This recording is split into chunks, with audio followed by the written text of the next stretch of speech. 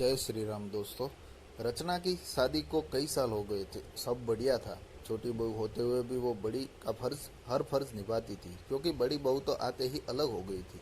रचना के सास ससुर को हर काम के लिए रचना ही लगती थी, फिर भी वो उसकी बुराई करना नहीं छोड़ते थे। और सबसे बड़ी बात, बुराई भी अक्सर उसके ही परिवार वालों से करते थे, जो रचना को बचपन से जानते थे, या फिर रचना की सहेलियों से, या खुद के मायके वालों से।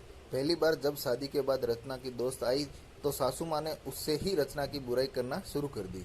जब रचना को पता लगा, तो उसने अपने पति नीलेश से कह माजी को समझवा दिया था कि कम से कम जो लोग उसे जानते हैं, उनसे तो उसकी बुराई कर खुद की जगह हंसाई ना करवाए। पर उन्होंने तो सुनी बिल्की और ये आदत ही बन गई थी। आजकल तो अक्सर ये कहती कि रचना, तुम पहले ये काम अच्छा करती थी, अब नहीं करती हो, फिर भले ही वो कोई भी काम हो। रचना की बुआ उसके ससुराल आई थी, तब सासू माँ की किटी पार्टी भी थी।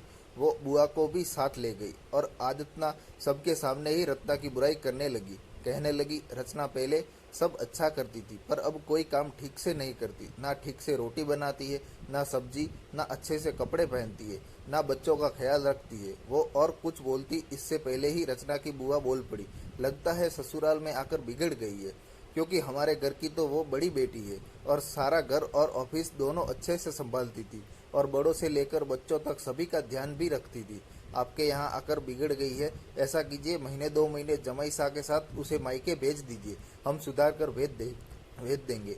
अब रचना की सासू माँ का मुंह देखने लायक था। उन्हें बोलने के लिए शब्द नहीं मिल रहे थे, तो बस फिर उठकर चली गई, ये कहकर कि आती हूँ, जरा कोई बुला रहा है। और रचना की बुआ जी बस मुस्कुरा रही थी। Thank you so much.